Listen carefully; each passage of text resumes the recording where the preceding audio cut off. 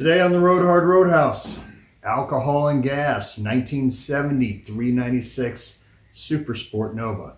Let's get this thing started.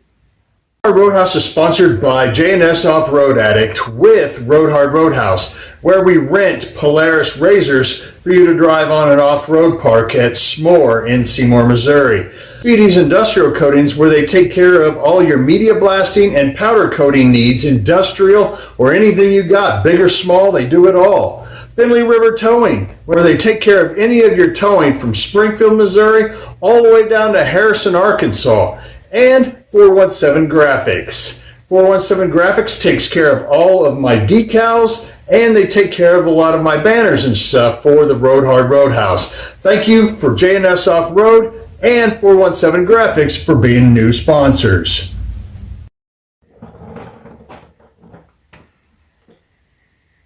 Today on the Road Hard Roadhouse, I want to give you a little bit of a insight as to what I'm doing with the Nova. As you can tell, if you've been watching the videos on the Nova is now silver. I did not paint this car, except for I did kind of paint it with Pour 15. And my idea behind that is this. I went ahead and sanded this thing down to metal, and then I went ahead and put the Pour 15 on the car. Now, what I did in several areas is I used the gloss black. Then I went ahead and sanded it down so I could go ahead and put the second coat of silver on top of it. A lot of this area, like this fender right here, which I'm not going to be using on the car, I went ahead and did just so once I change it out with the other fender that I have, which is original, I can go ahead and sell this and tell everybody that yes, I did sand it down. I put Pour 15 on it. And I haven't seen anybody do this, and at least I haven't seen the videos of it. I'm sure somebody's done it, but I maybe end up being one of the first that does it. At least it puts it out towards you in a video. Now, how I've done this is, you can see there's a little crease right here. There's a lot of little tiny dings that you can see inside on the car, and it's covered in Pour 15 all the way down to the metal. Now, how I'm going to do this is I'm going to use the Pour 15 products and go ahead and fix any of the damage that there is. So if, say there's a ding here, I'm going to go ahead and sand it down right in that area and go ahead and use the filler or whatever it needs to have done to it right there. Then the primer that is by Pour 15, and then I can go ahead and paint the car. Now, this car was a Cortez silver car, so I thought that it was pretty inspiring that I could go ahead and paint the car a silver color underneath, right next to the metal. So there's going to be a rust barrier between the paint and the primer and paint. So I think that's a really good idea. If you're not building your own car that you're going to keep for a very long time, if you're building a car that you're just going to resell, this may not be the most, it might not be a little bit, it may be a little bit cost prohibitive regarding that.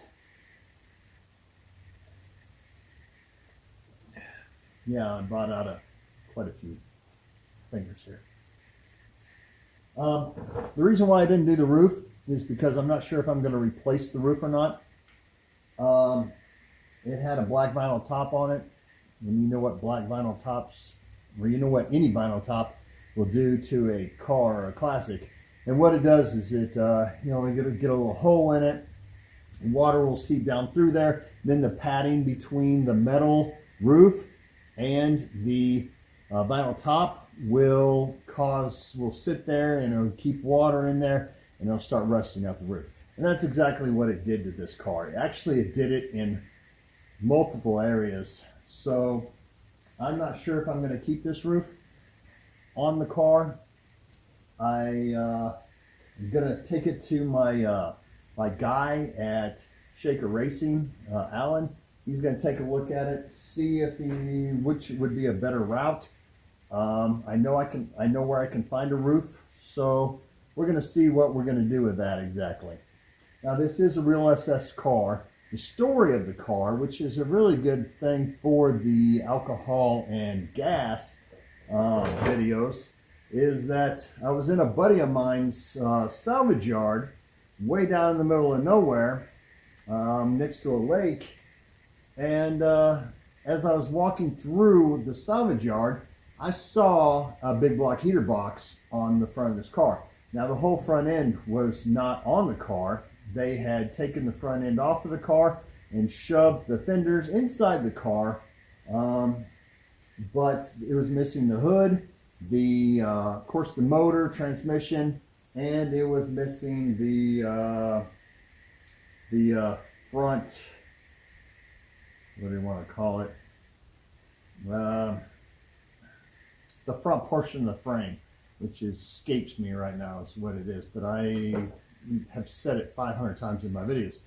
So it did not come with the disc brakes, so I had to I got another 1970 subframe. That's what it's called, subframe.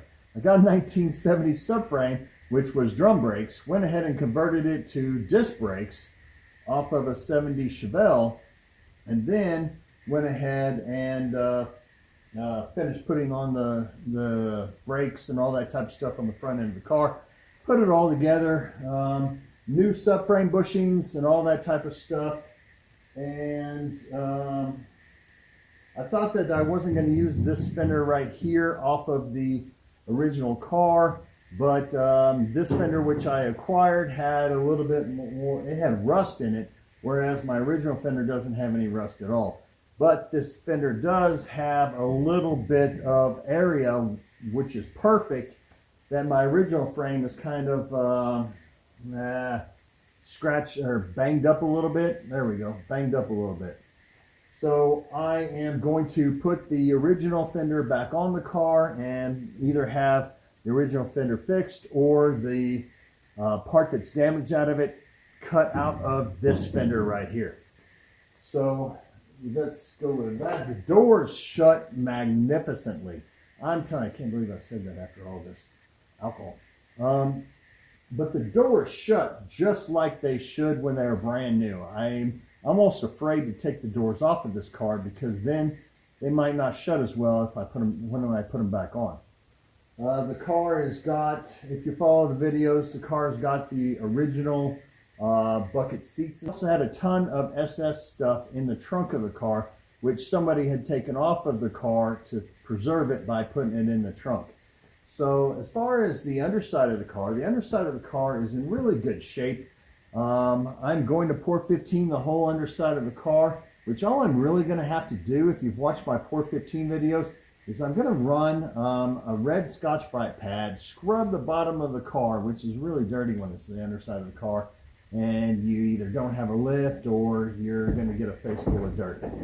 So I'm going to go ahead and take care of that, and then go ahead and pour 15 the underside of the car. Hey, Hank.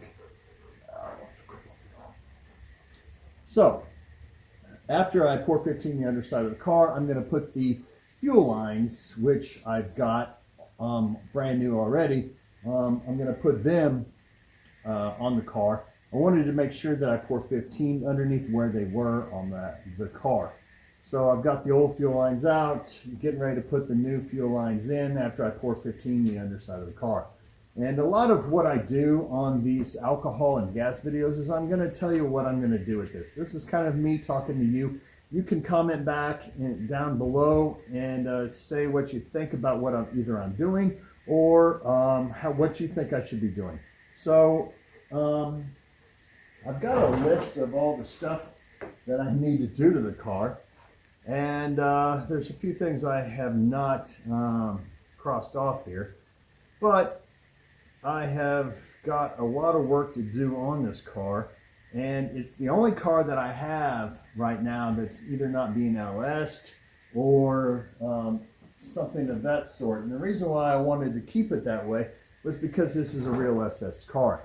Now I have a 454 that's in the front of this car, but granted I know that it was a 396 car I'm not going to try to tell everybody that this was that I have the original motor for this car, because I don't, and I'm putting it out on video.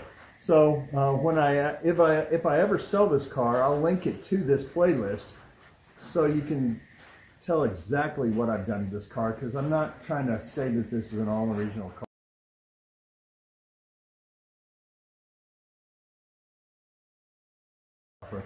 Once I get the Jeep back, I'm going to go ahead and buy the wiring harness for this car, at least from the engine, the firewall forward, to make sure that I've got all the correct wiring for the car. Because somebody cut my wiring in this car while I was in the junkyard. I'm guessing it's because they took the whole entire subframe with the 396 motor, with all the disc brakes and all that type of stuff, so they just cut everything and just took the whole entire subframe. I probably would have been close to that, but I think it's almost sacrilegious.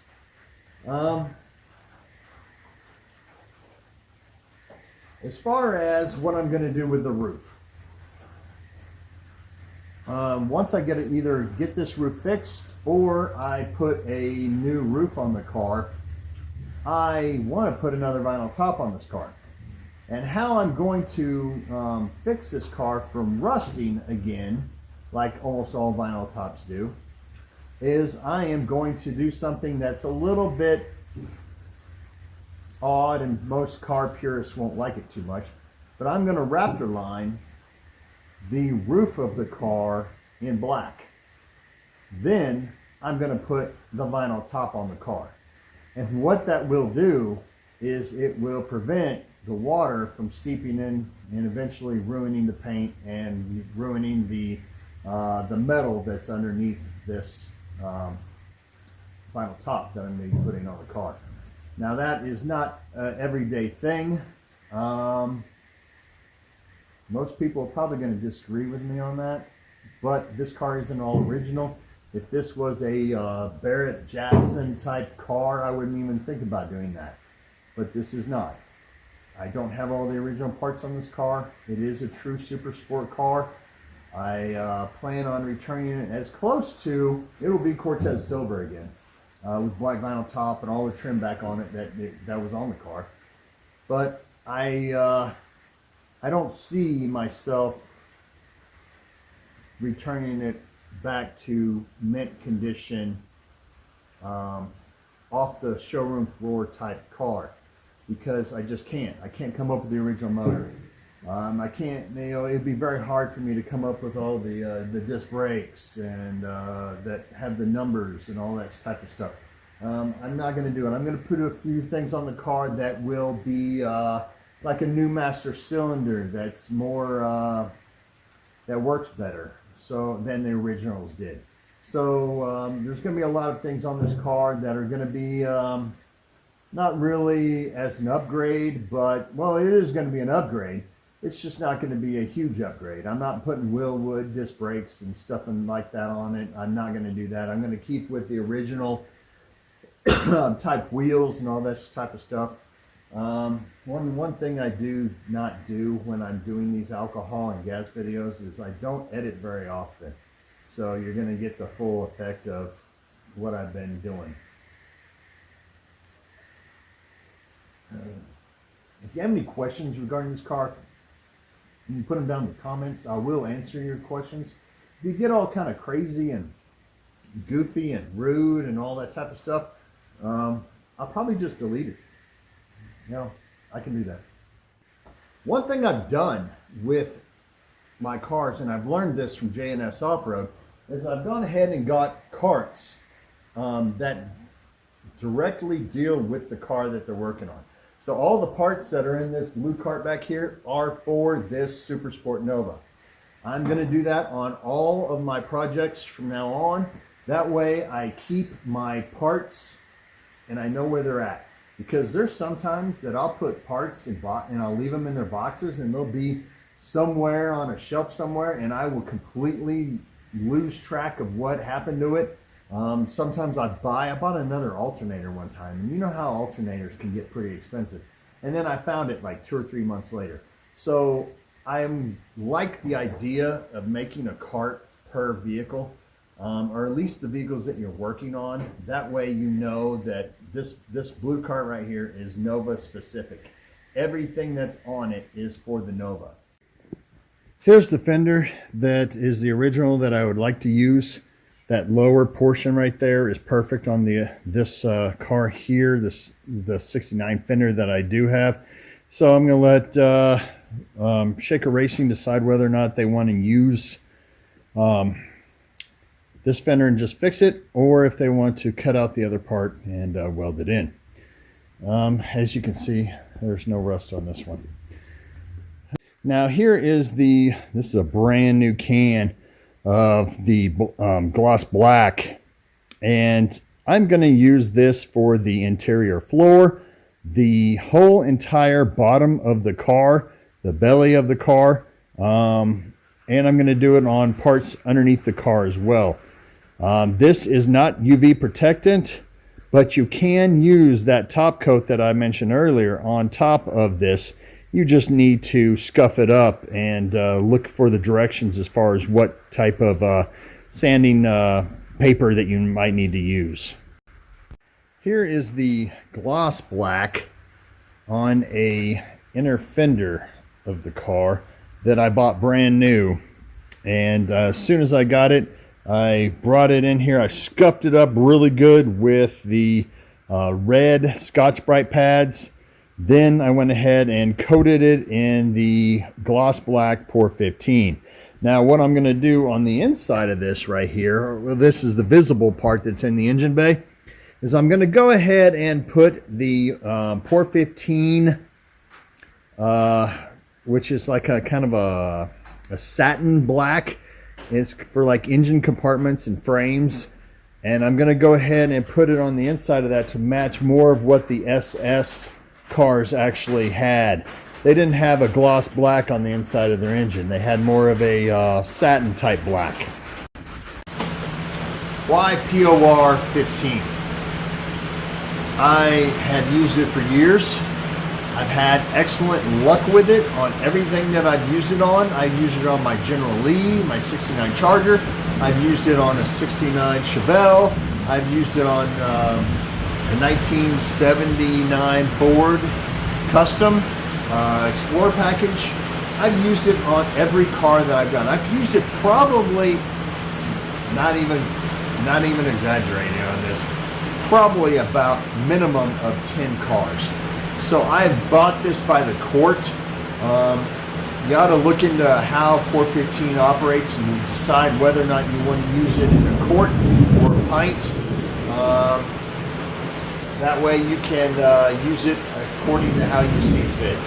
I just love the quarts. You got to be really careful on the lip because Pour 15 is such a it creates such a strong bond that when you if you do not wipe out that lip of that quart, the lid will solidify to it and it ain't coming off. So you've got to make sure that you clean out that lip of every time you use it. So a lot of y'all might want to use the pints. They sell the pints where it comes up to the quart. Here is the door jambs. Need to work a little bit more up in there, but got most of this all done with the citrus strip, then with mineral spirits. The brown you still see here is a little bit left of the primer, the original primer from the car. All right, for some of those that wanted to see some of the original Cortez silver paint, there it is. This is kind of a rare car. You're talking about a Cortez silver SS car that had the vinyl top and all the trim on it. So here's your Cortez silver. They kind of painted it around the edges there. And here in the middle, it's kind of thin. It's kind of that brown primer. that was underneath the car to begin with, or underneath the paint to begin with. Still got to take paint off of here. Still got the original sticker right there, but part of it's missing, so trying to be careful with that. So what's next for the car? Sorry for the rain on the metal roof, but what's next for the car? After I get done pour-15ing the whole underside of the car, which is in really good shape, by the way, besides the passenger side floorboard, everything is in really good shape. Now, after I pour-15 that, I'm going to go ahead and pour in, after I pour-15 the floorboards inside of the car, besides the passenger side floor, I'm going to get it started. After I get it started, I'm going to put in the probably the brake lines and new brake lines, by the way, new brake lines. I'm going to get it over to Shaker Racing, Alan, and I'm going to have him, we're going to decide on the roof. We're going to decide whether or not we put a new roof on there, and if we do put a new roof, there'll be a new roof, a new passenger side floorboard, and some of the body work, like I mentioned on that driver's side fender, whether or not he's going to either fix it or he's not going to fix it. So most of the body work will be, most of the metal work, all of the metal work will be done by Shaker Racing. I can't do metal work. Now, as far as body work, I'm going to try to do most of it myself. So that's the whole idea behind this car. I want to drive it while I'm working on it. So you may see another coat of pour-15 on top of the body work or something of that sort, to where it looks like it's fine, but I haven't put the final coat of paint on it until it's actually towards the end. Because I want it to be a vehicle that I drive maybe to a car show and just promote the Road Hard Roadhouse. You know, everything that I have has been ridden hard, so it's not going to be like it's out of place or anything. But I do want to drive this car. If you have any questions or comments or anything, go ahead and post them below. Thank you for watching, liking, subscribing, and as always, if you ride her hard, don't put her away wet.